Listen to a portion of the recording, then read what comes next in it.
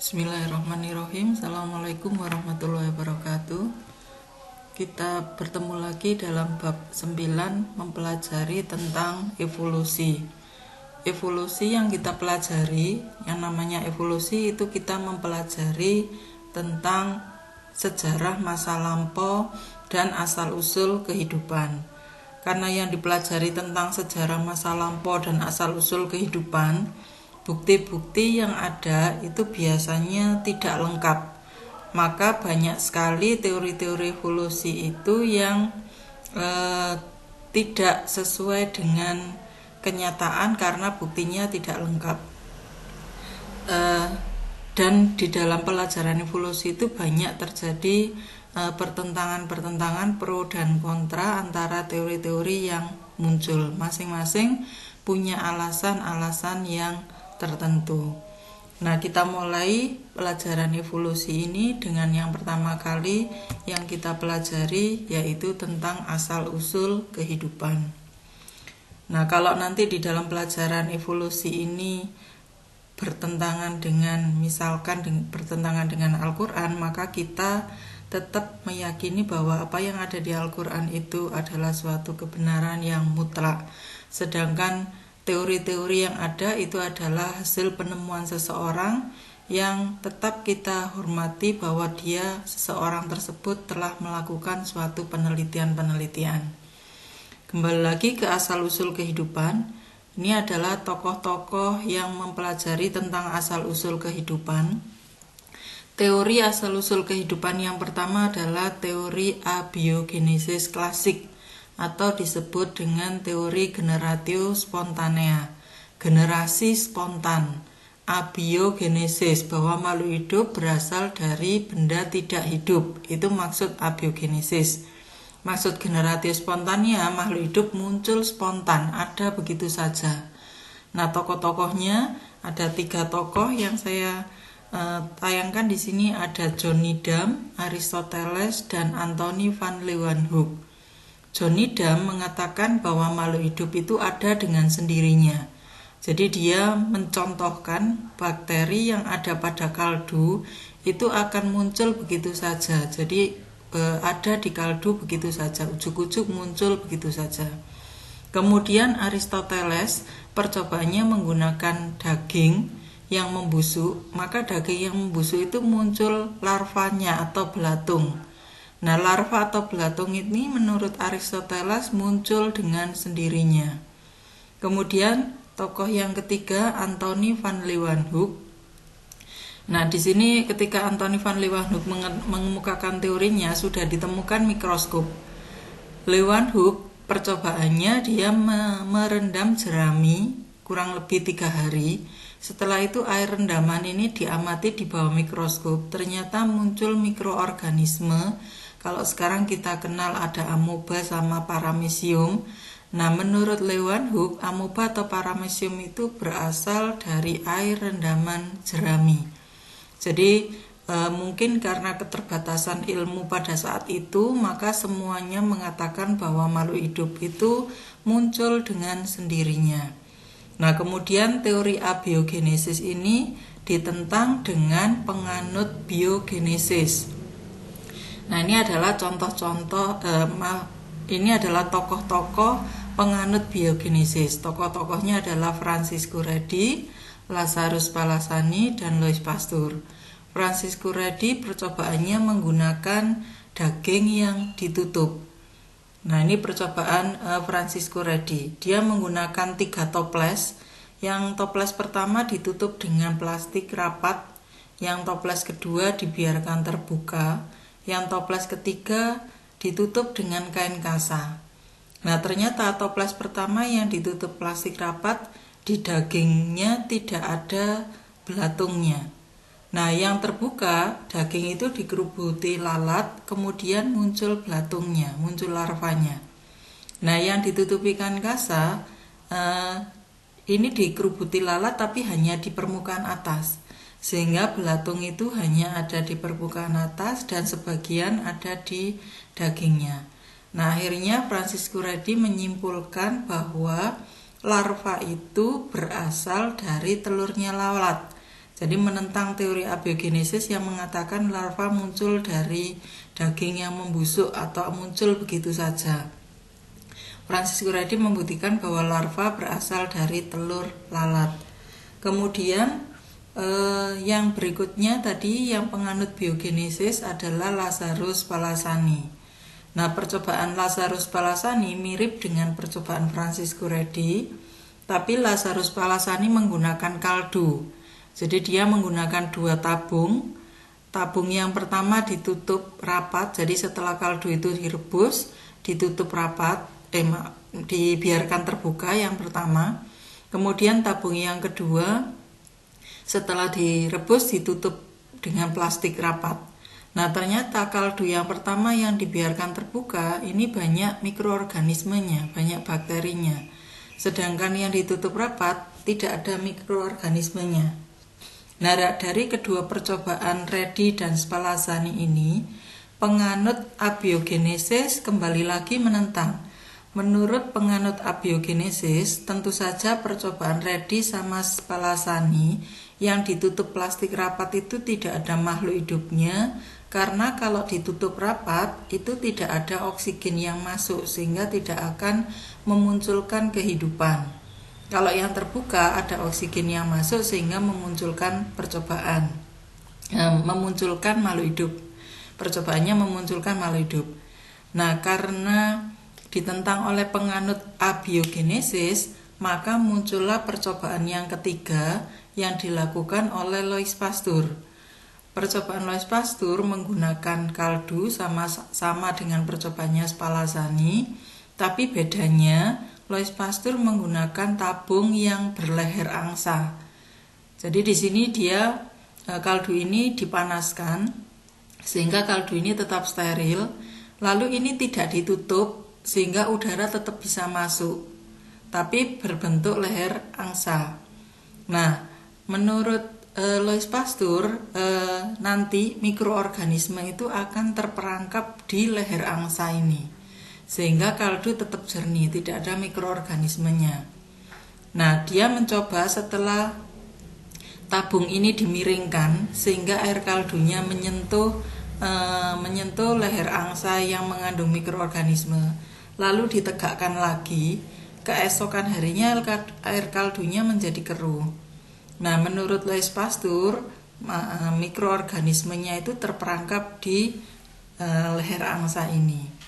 Sehingga makhluk hidup itu tidak muncul begitu saja atau tidak berasal dari benda mati, tapi berasal dari makhluk hidup. Ini menurut penganut biogenesis. Tapi kelemahan dari teori biogenesis hanya menyebutkan bahwa makhluk hidup berasal dari makhluk hidup sebelumnya. Jadi tidak menjawab asal mula pertama kali makhluk hidup itu muncul dari mana, itu belum terjawab. Nah, akhirnya muncullah teori evolusi yang ketiga, yaitu teori evolusi abiogenesis modern atau dikenal dengan evolusi kimia. Evolusi kimia tokohnya adalah Oparin dan Heldan. Nah, Oparin dan Heldan itu mengemukakan teorinya bahwa makhluk hidup itu berasal dari benda-benda tidak hidup, contohnya metana, kemudian nitrogen, hidrogen, air. Jadi metana, amonia, hidrogen sama air itu ketika terkena sinar kosmis akan berubah menjadi urea, menjadi formaldehid, menjadi asam asetat. Kemudian urea, formaldehid sama asam asetat itu adalah bahan baku untuk membentuk asam amino, glukosa, asam lemak, nukleotida yang disebut dengan monomer. Kemudian monomer ini, asam amino, glukosa, asam lemak atau nukleotida itu akan bergabung membentuk polimer. Contoh polimer itu protein, amilum, lemak, dan RNA. Nah, dan bahan-bahan polimer inilah yang dianggap sebagai sop purba. Sop purba itu bahan purba, bahan organik purba calon makhluk hidup. Nah, akhirnya bahan-bahan polimer inilah yang akan membentuk proteinoid atau polipeptida. Proteinoid atau polipeptida itu yang akan membentuk protobion. Bila protobion itu mempunyai membran sel, mikrotubula, ribosom, mitokondria, dan nukleus, maka itulah yang disebut sel purba atau sel yang pertama kali muncul. Jadi makhluk hidup itu diperkirakan muncul asal muasalnya dari sel purba ini. Nah, perkembangan sel purba itu nanti akan dibahas di evolusi biologi. Yang ini adalah evolusi kimia. Nah, kemudian berikutnya berpuluh-puluh tahun kemudian muncullah tokoh Stanley Miller dan Harold Urey. Stanley Miller dan Harold Urey ini seorang dosen dan mahasiswa. Stanley Miller itu mahasiswanya, Harold Urey itu dosennya. Ketika mempelajari asal-usul kehidupan, tetap dia masih menggunakan teorinya Oparin dan Haldane.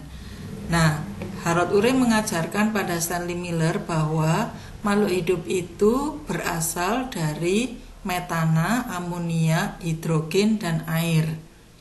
Nah, ketika ketika teorinya Oparin dan Haldane itu dikemukakan, itu juga banyak yang menentang.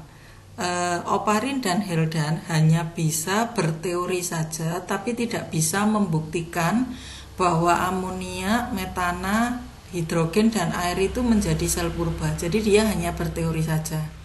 Jadi banyak yang mempertanyakan teorinya tidak nyata. Nah, alasan Oparin dan Haldane tidak bisa membuktikan bahwa zat-zat ini menjadi sel purba karena menurut Oparin dan Haldane, asal muasal kehidupan itu dulunya dari metana, amonia, hidrogen, air yang terkena sinar kosmis. Sedangkan zaman sekarang itu tidak ada sinar kosmis. Adanya sinar kosmis menurut Oparin dan Haldane itu hanya ada pada zaman purba. Sehingga Oparin dan Haldane tidak bisa membuktikan teorinya. Maka muncullah yang Stanley Miller dan Harold Urey tadi. Harold Urey itu memberi materi ke mahasiswanya Stanley Miller tentang teorinya Oparin dan Haldane. Kemudian Stanley Miller ini atas bimbingan dosennya, dia melakukan percobaan sinar kosmisnya diganti dengan loncatan listrik. Jadi bahannya sama, tetap metana, amonia, hidrogen, dan air. Kemudian diberi loncatan listrik. Ternyata menurutnya ini akan menghasilkan zat-zat organik seperti asam amino. Nah, balik lagi seperti teorinya Oparin dan Haldane, asam amino glukosa lemak itu akan membentuk polimer, polimer membentuk proteinoid atau polipeptida. Nah, protein atau polipeptida itulah yang membentuk sel purba. Nah, ini adalah percobaannya Stanley Miller dan Harold Urey. Jadi ini menggunakan air laut yang diperkirakan mengandung air laut, kemudian air laut ini dipanaskan. Nah, air laut ini airnya diuapkan, kemudian ditambahkan zat metana, amonia, sama hidrogen. Lalu ini diberi loncatan listrik, elektroda, kemudian dikondensasi.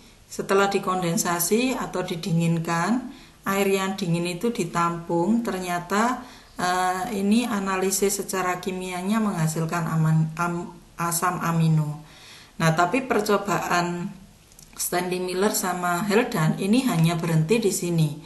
Berhenti bahwa air, metana, amonia, sama hidrogen itu bisa menghasilkan asam amino. Tapi tidak ada kelanjutan bahwa asam amino itulah yang akan menjadi makhluk hidup. Secara teori, tubuh kita makhluk hidup memang tersusun dari asam amino.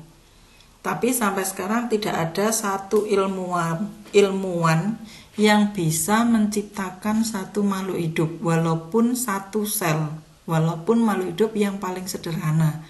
Jadi belum ada yang bisa menciptakan itu.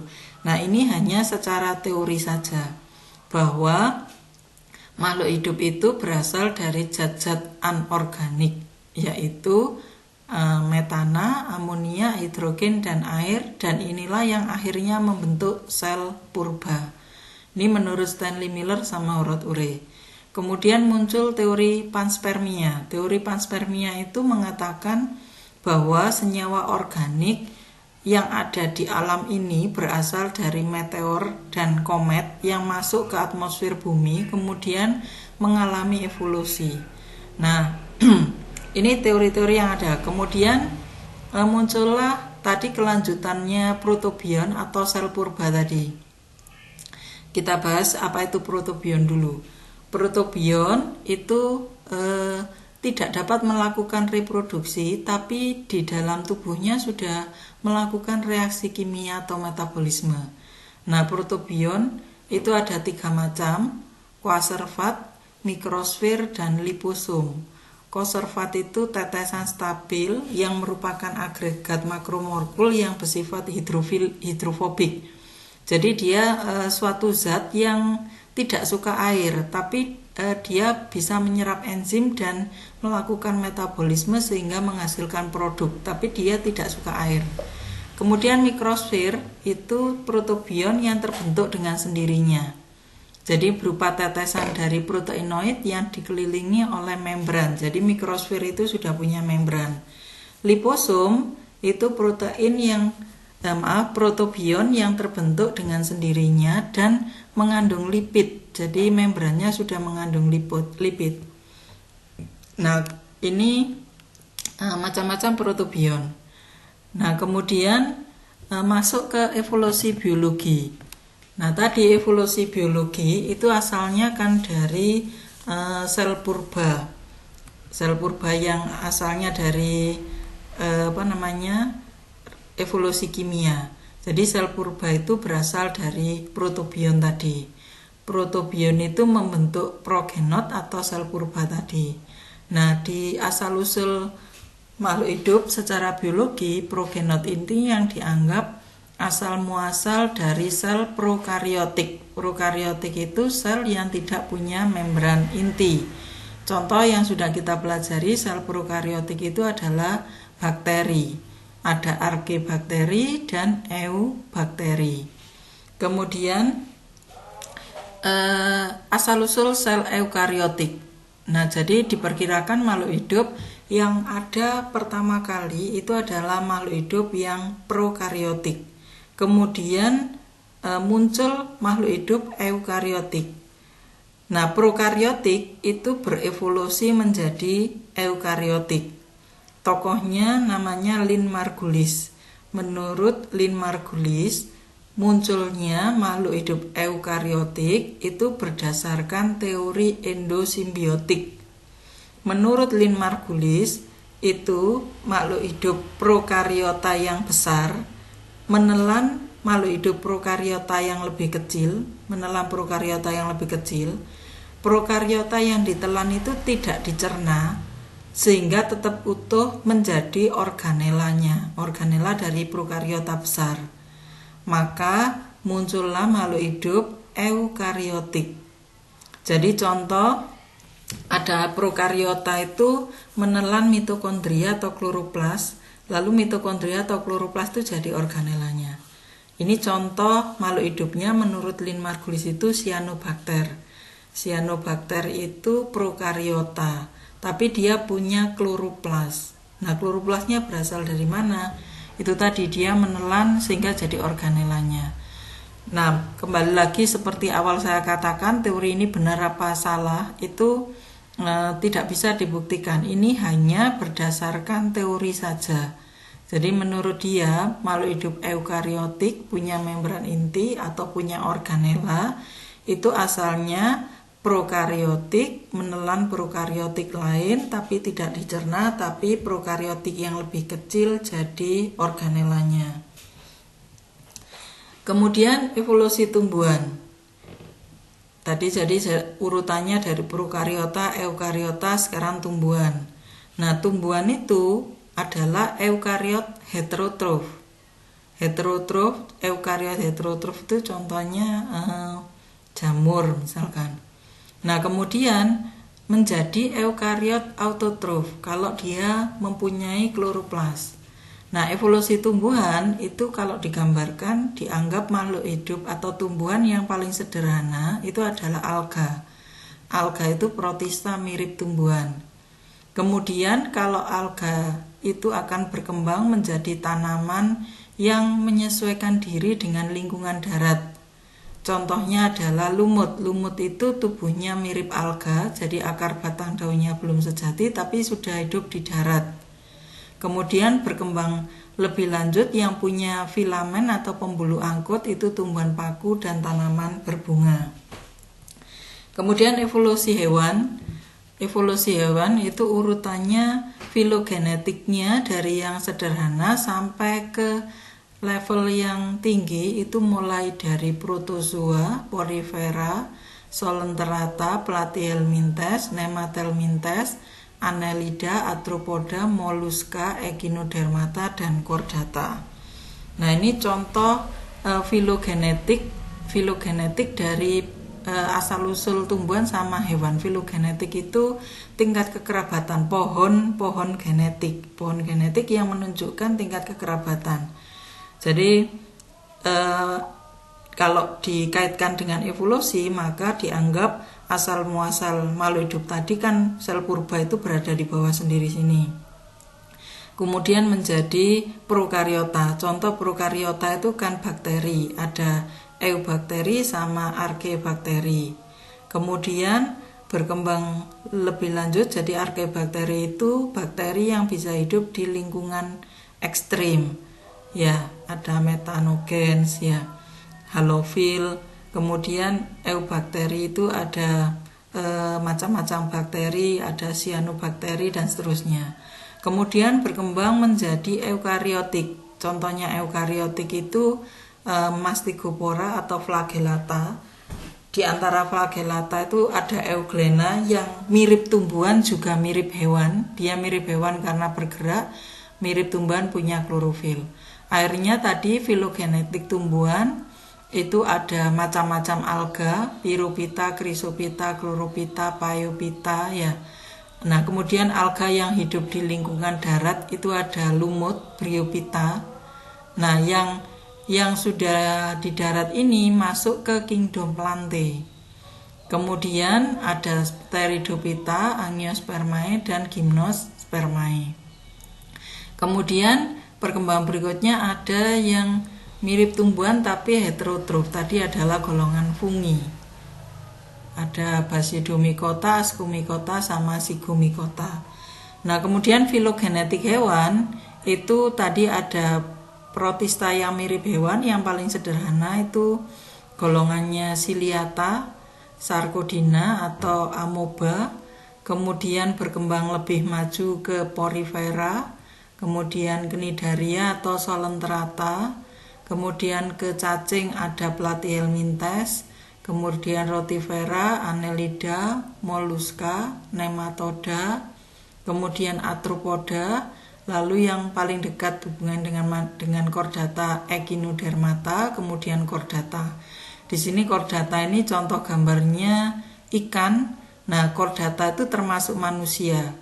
Mulai Pisces, amfibi, reptil, kemudian aves dan mamalia, semua ikut ke Chordata. Nah, ini perkiraan filogenetik atau tingkat kekerabatan makhluk hidup yang dianggap juga ada kaitannya sama evolusi.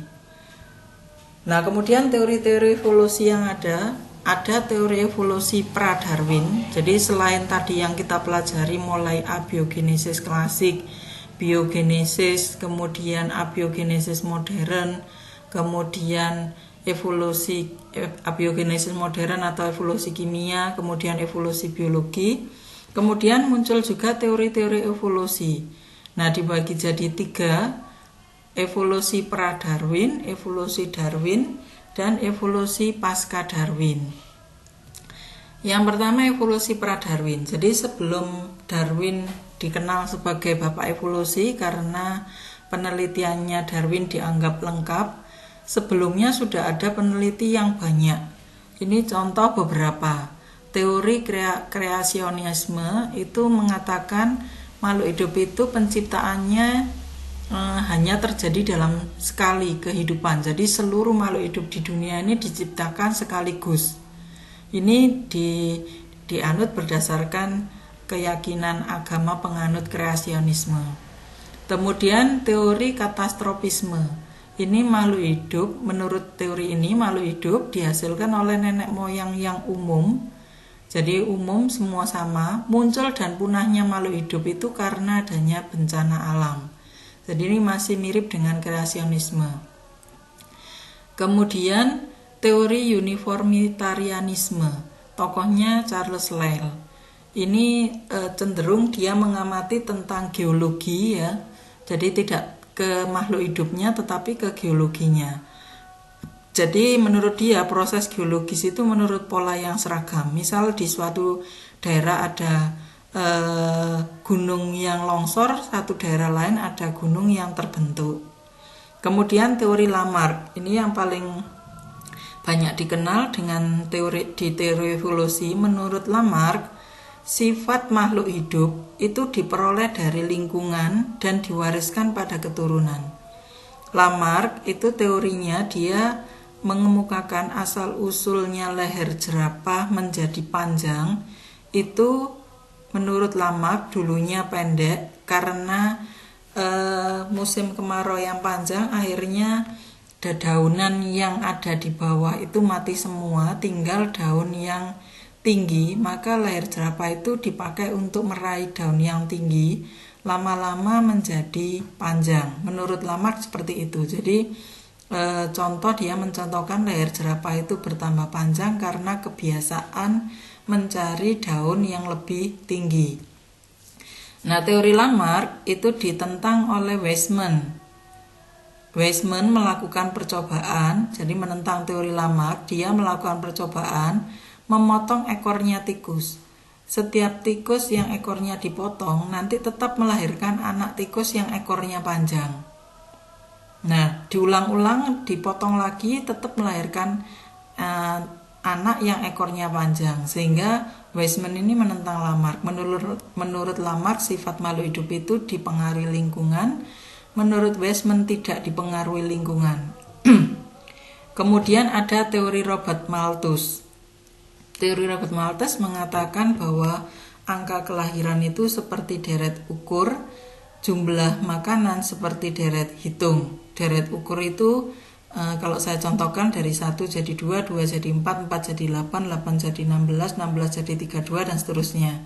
Kalau deret hitung itu 1, 2, 3, 4, 5, 6. Sehingga kecepatan kelahiran dan kecepatan jumlah makanan itu jauh lebih pesat angka penambahan makhluk hidup. Sehingga jumlah makanan itu lama-lama sedikit, terjadi perebutan makanan sehingga terjadi kematian. Bisa karena peperangan atau perperangan berebut makanan atau karena kekurangan makanan. Nah, itu teori-teori yang pra-Darwin. Nah, sekarang teori evolusi Darwin. Teori evolusi Darwin itu dikenal dengan teori seleksi alam. Jadi, Charles Darwin itu suatu tokoh yang penelitiannya dibiayai oleh negara Amerika, sehingga dia bisa keliling ke berbagai macam pulau. Salah satu pulau yang dia teliti adalah Pulau Galapagos. Di Pulau Galapagos dia menemukan variasi-variasi makhluk hidup. Nah, teori Darwin itu mencakup 3 hal. Jadi yang utama teori Darwin itu yang dikenal adalah teori seleksi alam. Jadi tiga hal teorinya Darwin, bahwa seleksi alam terjadi karena adanya perbedaan keberhasilan reproduksi. Artinya kalau makhluk hidup itu bisa menyesuaikan dengan alam, reproduksinya berhasil. Kalau tidak, maka reproduksinya tidak berhasil. Yang kedua, seleksi alam terbentuk dari interaksi antara lingkungan dan variasi dari organisme. Jadi kalau Lamarck tadi mengatakan bahwa makhluk hidup itu sifatnya dipengaruhi lingkungan saja, kalau Darwin sifat makhluk hidup itu gabungan antara lingkungan dan variasi dari makhluk hidup. Nah, produk seleksi alam merupakan adaptasi organisme terhadap lingkungan. Jadi inti dari teori Darwin itu tentang seleksi alam dan adaptasi. Sehingga muncullah teori Darwin. Teori Darwin itu mengemukakan dua hal. Teori Darwin itu mengemukakan bahwa spesies sekarang berasal dari spesies sebelumnya. Kemudian terbentuknya spesies karena seleksi alam. Jadi teori Darwin cuma dua ini. Makhluk hidup berasal dari makhluk hidup sebelumnya. Makhluk hidup itu terbentuk karena seleksi alam. Jadi Darwin tidak pernah mengatakan bahwa manusia berasal dari kera. Itu tidak pernah dikatakan Darwin.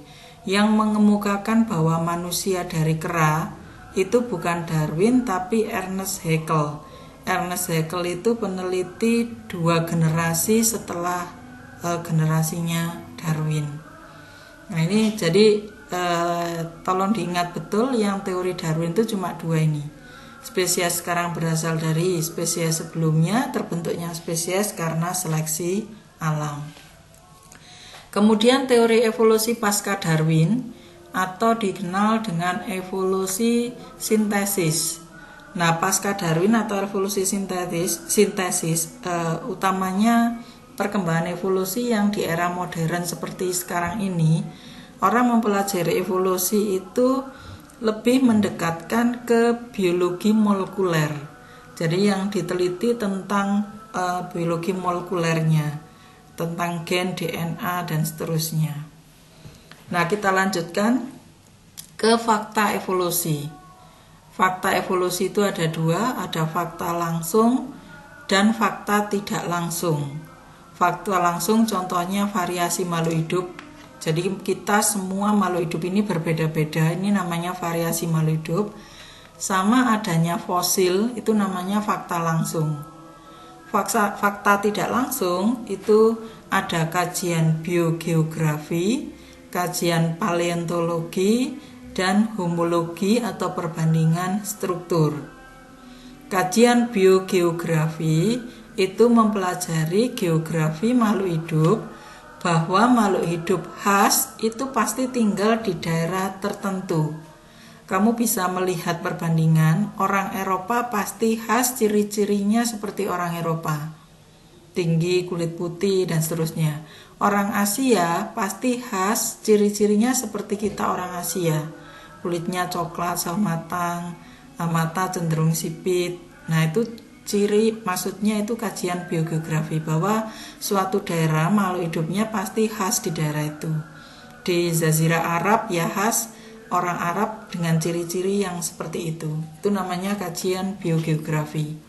Kajian paleontologi itu mempelajari tentang fosil.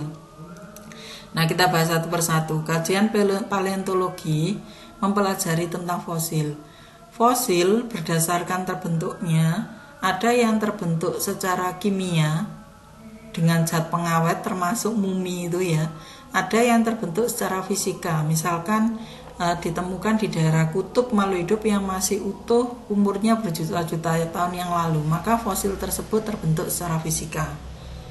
Berdasarkan jenisnya, ada fosil biologi. Fosil biologi itu fosil tubuh makhluk hidup, baik utuh maupun tidak utuh.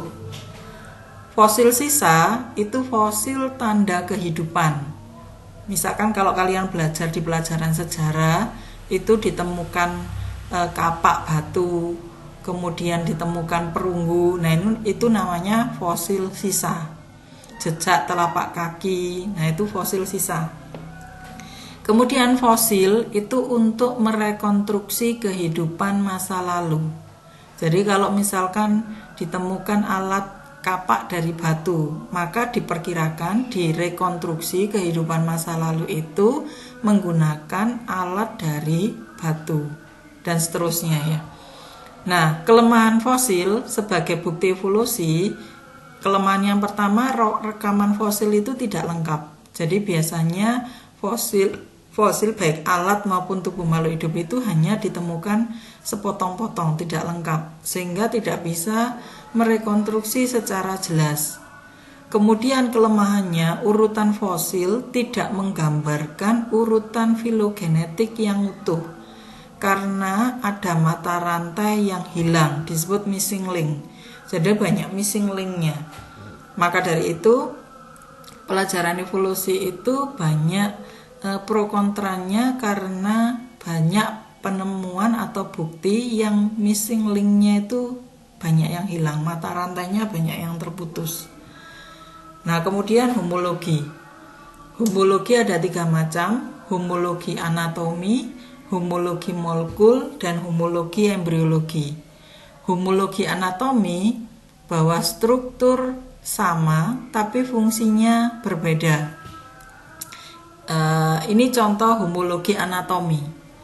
Anatomi tangannya manusia, tangan penguin, tangan lumba-lumba, tangan kelelawar, ayam, Pterosaurus itu secara anatomi sama. Ada lengan atas, kemudian lengan bawahnya ada hasta pengumpil, telapak tangan, jari-jari tangan, semuanya sama. Tapi fungsinya beda-beda. Ini namanya homologi anatomi. Secara struktur sama tapi fungsinya berbeda. Tangan manusia untuk memegang, penguin untuk berenang, lumba-lumba untuk berenang, kelelawar untuk terbang, dan seterusnya. Ini jadi anatomi sama tapi fungsi berbeda. Ini namanya homologi anatomi. Yang kedua, homologi molekul. Homologi molekul itu DNA atau RNA atau protein. Semua makhluk hidup itu universal, sama semua. Tapi beda-beda pada tiap makhluk hidup. Dulu bab 3 kita sudah mempelajari DNA. Struktur DNA semua makhluk hidup itu cuma terdiri dari fosfat, gula, basa nitrogen. Basa nitrogennya cuma 4, adenin, guanin, sitosin, urasil atau timin. Nah, kan sama semua, seluruh makhluk hidup sama semua. Tapi kenapa makhluk hidup jadi beraneka ragam, bervariasi padahal DNA-nya sama? Jadi maksudnya homologi molekul itu struktur atau penyusun DNA itu sama, tapi akan terekspresi berbeda-beda di setiap makhluk hidup. Kemudian homologi embriologi, persamaan umum perkembangan embrio. Nah, ini homologi embriologi. Kalau kita bandingkan perkembangan embrio ikan, salamander, kura-kura, ayam, kelinci, dan manusia, perkembangannya mulai dari sigot sampai morula, blastula, gastrula itu sama. Sigot, morula, blastula, gastrula sama. Setelah berdiferensiasi itu baru berbeda. Nah itu, jadi ini harusnya gambarnya mulai ada atas, mulai sigot, morula, blastula, gastrula ada. Nah setelah diferensiasi ini berbeda. Nah kalau kita lihat ini jadi berbeda. Ini namanya homologi embriologi. Kalian ingat kalau gambar total keseluruhan ini namanya homologi embriologi. Tapi kalau per gambar ini satu persatu dari atas ke bawah, perkembangan embrio ini namanya filogeni. Filogeni. Ya, jadi harus bisa membedakan. Jadi kalau hanya satu persatu filogeni. Kalau keseluruhan homologi embriologi. Maaf, kalau yang dari kiri ke kanan itu yang filogenetik, kalau dari atas ke bawah itu namanya ontogeni. Jadi dari atas ke bawah itu ontogeni, dari atas ke bawah ontogeni, dari kiri ke kanan filogeni. Kalau keseluruhan homologi embriologi. Nah, homologi bisa menimbulkan vestigial. Vestigial itu organ yang tidak digunakan lama-lama mengalami reduksi. Contoh ekor manusia. Ekor manusia itu punya ekor, tapi karena tidak pernah digunakan, posisinya melengkung ke dalam, maka ekor manusia mereduksi. Lawannya vestigial, atas vestigial. Atas vestigial itu peninggalan masa lampau atau sifat manusia yang seperti hewan. Jadi contoh ada manusia tertentu yang bisa menggulung lidah, atau ada orang tertentu yang daun telinganya bisa digerak-gerakkan. Nah, itu artinya sifat manusia yang seperti sifat hewan. Atau ada manusia yang puting susunya lebih dari sepasang. Kalau manusia umumnya kan puting susu sepasang. Kalau kamu perhatikan kucing, tikus itu puting, atau anjing puting susunya lebih dari sepasang. Nah, ada manusia yang puting susunya lebih dari sepasang. Itu namanya atas vestigial. Nah, homologi kebalikan dari analogi. Kalau homologi tadi asal-usulnya sama, fungsinya berbeda. Kalau analogi asal-muasalnya beda tapi fungsinya sama. Contoh sayap burung sama sayap kupu-kupu. Fungsinya sama-sama untuk terbang tapi asal-muasalnya beda. Sayap burung punya tulang seperti tulangnya manusia. Kalau sayap kupu-kupu tidak punya tulang. Itu namanya analogi. Antogeni itu perkembangan individu dari sel menjadi dewasa. Maka tadi yang saya sebutkan, perkembangan dari telur, sigot, morula, blastula, gastrula, organogenesis jadi embrio, itu adalah ontogeni. Embrio jadi anak-anak, jadi remaja, jadi dewasa, itu ontogeni. Kalau filogeni, perkembangan makhluk hidup dari makhluk hidup sebelumnya. Kita dari ibu kita, ibu dari nenek, nenek dari buyut, dan seterusnya, itu namanya filogeni. Nah, kalau saya tunjukkan tadi pohon filogeni, diperkirakan asal muasal makhluk hidup itu asalnya sama. Nah, kenapa diperkirakan asal muasalnya makhluk hidup itu sama berdasarkan filogeni? Itu karena ontogeni merupakan rekapitulasi atau ulangan dari filogeni. Antogeni merupakan rekapitulasi atau ulangan dari filogeni. Maksudnya gini, kalau kalian membandingkan perkembangan sigot jadi morula, sel-sel morula itu semuanya sama. Morula jadi gastrula, ketika gastrula itu sel-selnya juga sama. Kemudian gastrula baru mengalami diferensiasi, membentuk organ. Itu akhirnya selnya berbeda. Kalau sekarang kita jadi manusia, sel mata, saya ambil contoh, sel mata kita itu akan berbeda dengan sel tangan kita. Sel telinga akan berbeda dengan sel mulut.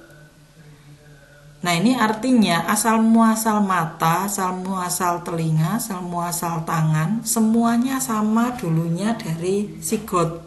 Ketika morula pun masih sama. Nah, inilah yang dianggap oleh ahli evolusi, ontogeni itu merupakan rekapitulasi dari filogeni. Maka dianggap asal-usul semua makhluk hidup di dunia ini itu juga sama seperti sigot itu. Jadi dari satu sel. Kemudian mengalami evolusi sehingga muncullah berbagai makhluk hidup. Sekarang ada manusia, anjing, kuda, monyet, dan lain sebagainya. Nah, inilah yang menganggap bahwa asal-usul manusia, asal-usul monyet, asal-muasal anjing, dan seterusnya itu adalah sama.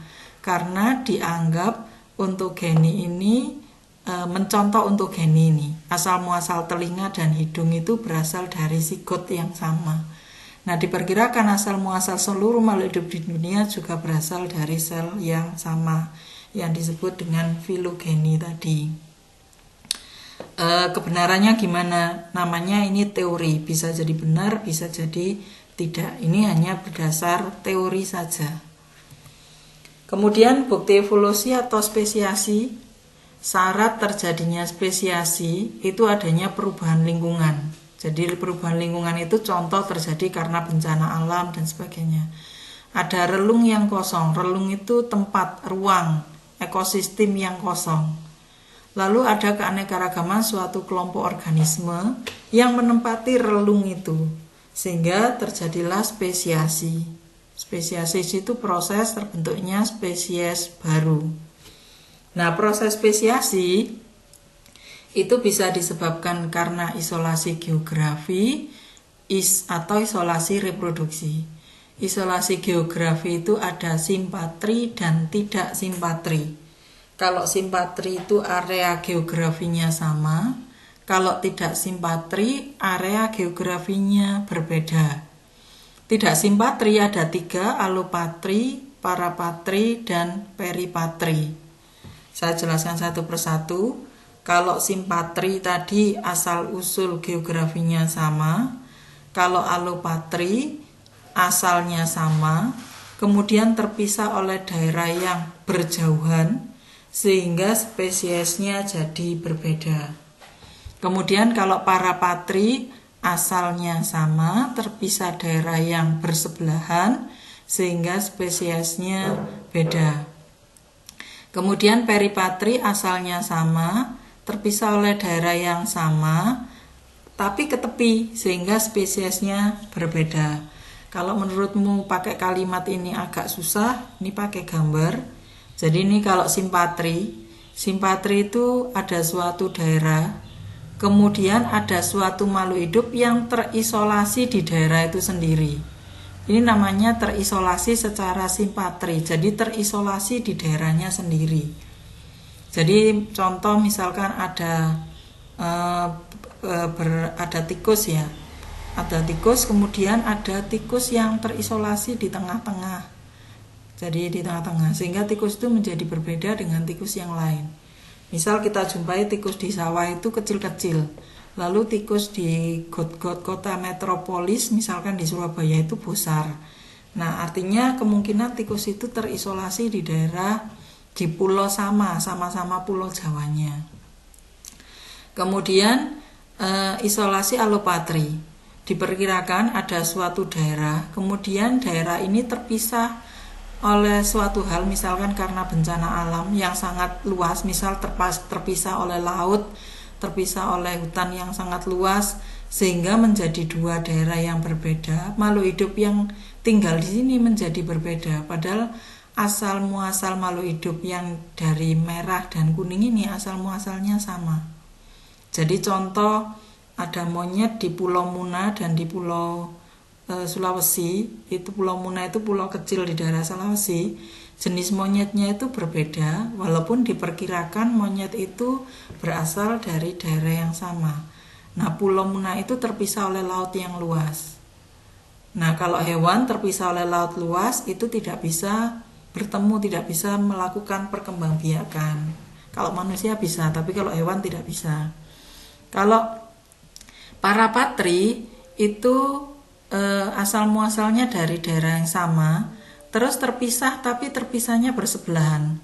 Contoh di Sulawesi Selatan dan di Sulawesi Tengah gitu ya, itu monyetnya berbeda, tapi antara Sulawesi Tengah dan Sulawesi Selatan kan masih satu pulau. Nah, itu dia hanya terpisah oleh hutan atau oleh sungai, tapi di pulau yang sama menjadikan makhluk hidup yang ada di 2 daerah tersebut jadi berbeda. Kemudian proses spesiasi peripatri. Peripatri hampir sama dengan simpatri. Kalau simpatri terisolasi di tengah, kalau peripatri terisolasi di tepi. Jadi ada suatu pulau, makhluk hidupnya terisolasi di daerah tepi sehingga menjadi berbeda. Contoh ular di daerah India. Ada di daerah India itu yang jenis ular di pulau pinggirannya berbeda dengan ular yang lain, karena dia terisolasi di daerah pinggiran atau di daerah tepi. Nah, kemudian mekanisme evolusi. Jadi mekanisme evolusi itu makhluk hidup, ini bahasanya saya singkat-singkat. Makhluk hidup itu mengalami mutasi, M itu mutasi, RG itu mengalami rekombinasi gen, jadi mengalami mutasi, mengalami rekombinasi gen, sehingga muncullah variasi makhluk hidup. Variasi makhluk hidup mengalami mutasi, rekombinasi gen, seleksi alam, mengalami isolasi, sehingga terjadilah spesiasi makhluk hidup. Balik lagi, spesiasi makhluk hidup ini mengalami mutasi dan rekombinasi gen, sehingga muncullah spesies baru. Spesies baru akan kembali lagi terulang. Nah, inilah mekanisme evolusi. Intinya, evolusi itu dipengaruhi oleh mutasi, rekombinasi gen, seleksi alam, dan isolasi. Jadi 4 hal ini yang mempengaruhi terjadinya evolusi. Kemudian hukum Hardy-Weinberg. Syarat berlakunya hukum Hardy-Weinberg. Ukuran populasinya cukup besar, populasi tersebut terisolasi, jumlah mutasi gen sealel setimbang. Kalau ada A besar berubah jadi A kecil, maka ada A kecil yang berubah jadi A besar, alias tidak terjadi mutasi. Kemudian perkawinannya terjadi secara acak, kemampuan reproduksi antar individu sama. Rumusnya P plus Q kuadrat sama dengan 1. Kalau rumus ini diturunkan menjadi P kuadrat plus 2PQ plus Q kuadrat sama dengan 1. Atau kalau dianggap P itu alel dominan, Q itu alel resesif, P kuadrat dituliskan A besar. Ini maksudnya A kuadrat atau P kuadrat. 2PQ 2A besar A kecil, maksudnya ini heterosigot, ini homosigot dominan. Q kecil A kecil ini adalah homosigot resesif sama dengan 1. Ini rumus dari hukum Hardy-Weinberg. Nah, ini contoh-contoh soalnya. Contoh-contoh soalnya ini ada 5 macam. Kemarin sudah saya kirim tugas, tapi ini ada tambahan contoh soal. Nanti bisa kalian lihat di video ini. Soal-soalnya ada 5, kemudian bisa kalian kerjakan. Ini soal nomor 1 dan 2. Kemudian yang ini nomor 3 dan 4. Nanti bisa kamu skip, kemudian ditulis dan dikerjakan. Kemudian ini contoh soal yang nomor 5. Baik, itu yang bisa saya sampaikan tentang evolusi. Kurang lebihnya saya mohon maaf. Wassalamualaikum warahmatullahi wabarakatuh.